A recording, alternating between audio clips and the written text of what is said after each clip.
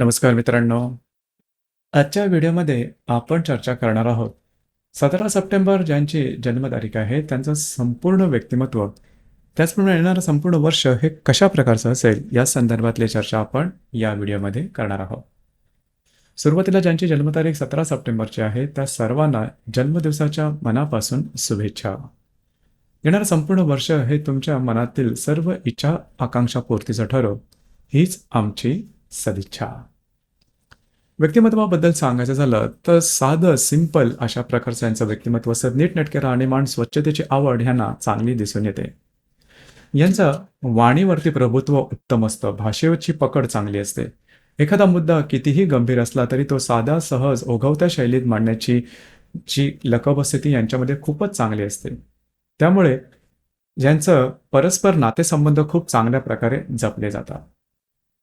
शाळा कॉलेजमधलं शिक्षण असतं हे सुद्धा यांचं उत्तमरित्या पूर्ण होतं. साधारण या व्यक्ती असतात या थोड्याशा व्यवहारी असतात. म्हणजे पैसे कुठे कधी कसे खर्च करायचे, कशा प्रकारे इन्व्हेस्टमेंट करायची याची जी आकलन असतं किंवा याची जी बुद्धिस्थिती यांच्याकडे जन्मजात दिसून येते. पैसे वाचवणं, सेव्हिंग करणं याचा कल यांच्याकडे जास्त असतो. मुळातच यांच्या बाबतीत एक गोष्ट महत्त्वाची असते तो म्हणजे संघर्ष. जीवनात संघर्ष करूनच पुढे यांना जावं लागतं. संघर्षाशिवाय दुसरं कोणतेही त्याला रिप्लेसिंग अशी कोणती व्हॅल्यू यांच्या जीवनात नसते. त्यामुळे बऱ्याच वेळा जीवनाप्रती यांच्या थोड्याशा कटू आठवणी दिसून येतात. एकंदरीतच सांगायचं झालं तर या व्यक्तींना जिद्द, चिकाटी, महत्वाकांक्षा यांनीच थोडंसं पुढे जावं लागतं. इतरांसाठी ज्या गोष्टी सहज असतात त्या गोष्टी यांच्यासाठी थोड्याशा कठीण होऊन बसतात. साधारणतः 45च्या आसपास यांचं जे जीवन असतं त्याच्यामध्ये स्थैर्य त्यांना दिसून येतं. नोकरी करो किंवा एखादा बिझनेस यामध्ये स्थैर्य किंवा सहजता ही थोडी कठीणच असते.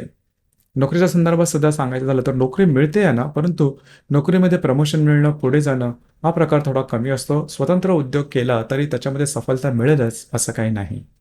याने जर का पार्टनरशिपमध्ये किंवा एखाद्याच्या सांगण्यावरून किंवा दिशादर्शनावरून जर का एखादा व्यवसाय केला तर त्यामध्ये त्यांना सफलता मिळू शकते. पण एकंदरीत सांगायचं झालं तर मनापासून मना एवढी जी सफलता मिळतो किंवा ज्यांनी जे विचार केला तेवढी सफलता मिळणं थोडंसं कमी असतं. यांची अधिभौतिक पर्यंतची जे स्वप्न असतात ही पूर्ण होणं थोडंसं कठीण असतं. त्यामुळे थोडासा कटुता यांच्या मनामध्ये असतेच. अर्थात या ज्या व्यक्ती असतात त्यांना यांच्यामध्ये कष्ट करण्याची ताकद असते आणि कष्ट ते त्यांना करावेच लागतात. ही गोष्ट थोडीशी महत्त्वपूर्ण आहे. कारण बऱ्याचदा होतं काय की आपली स्वप्न आपण मोठी धरली आणि ती पूर्ण झाली नाही, ते आपण 100% प्रयत्न करून सुद्धा जर का पूर्ण होत नसेल तर एक कटुता मनात येते आणि ती तशा प्रकारची कटुता यांच्या मनात येण्याची शक्यता बऱ्याच प्रमाणात असते. पैशाचं गणित त्यांना उत्तम प्रकारे जमतं हे मात्र निश्चित. दुसरी महत्त्वाची गोष्ट म्हणजे थोडंसं शारीरिक फिटनेसकडे, आरोग्याकडे लक्ष देणं गरजेचं राहील. आरोग्याच्या संदर्भातले काही त्रास यांच्या जीवनात येतात. याचप्रमाणे आर्थिक जो स्तर आहे हा नेहमी वर खाली होत असतो. वडिलांचं सौख्य कमी मिळणं, वडिलांबरोबर न जमणं, न पटणं हा प्रकार थोडासा यांच्या बाबतीत दिसून येतो. त्याकडे थोडं लक्ष देणं गरजेचं राहील. ज्या ठिकाणी काम करतात त्या ठिकाणी सुद्धा त्यांच्या वरिष्ठांबरोबर न जमणं, न पटणं, त्याचप्रमाणे कॉन्फिडेन्शियल स्पॉइल होणं अशा प्रकारचे सुद्धा काही अनुभव येतात.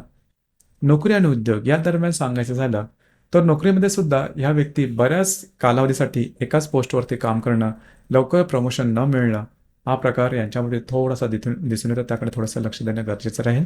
आरोग्याच्या संदर्भातले पाठीच्या पोटाचे त्रास किंवा दीर्घ कालावधीसाठी चालणारे जे त्रास असतात ते साधारणतः दिसून येतात.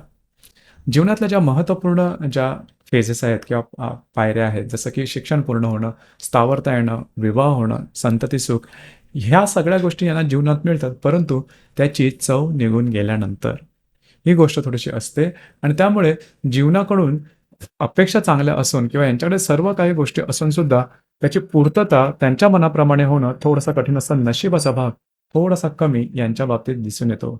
संघर्षमय जीवन यांचं एकंदरीतच दिसून येतं. रिलेशनशिपच्या बाबतीमध्ये सुद्धा हा अनुभव बऱ्याच प्रमाणात येतो. म्हणजेच रिलेशनशिपमध्ये ब्रेकअप होणं किंवा अपेक्षित अशा रिलेशनशिप न जमणं हा प्रकार सुद्धा यांच्यामध्ये दिसून येतो. वैवाहिक जीवनामध्ये सुद्धा थोड्याशा अशाच प्रकारचे काहीसे त्रास हे दिसून येतात. ज्या ठिकाणी यांचा जन्म होतो त्या ठिकाणापासून लांब जाऊन जर का यांनी स्वतःचा उद्योगधंदा किंवा नोकरीच्या संदर्भात विचार केला तर त्यामध्ये थोड्याफार प्रमाणात का होईना सफलता मिळू शकेल.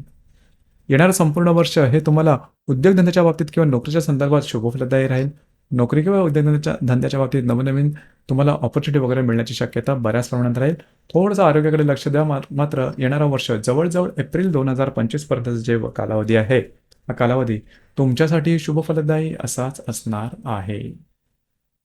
तर मित्रांनो, हे होतं 17 सप्टेंबर ज्यांची जन्मतारीख आहे, त्यांचं संपूर्ण व्यक्तिमत्व नेमकं कशा प्रकारचं असतं या संदर्भातली चर्चा.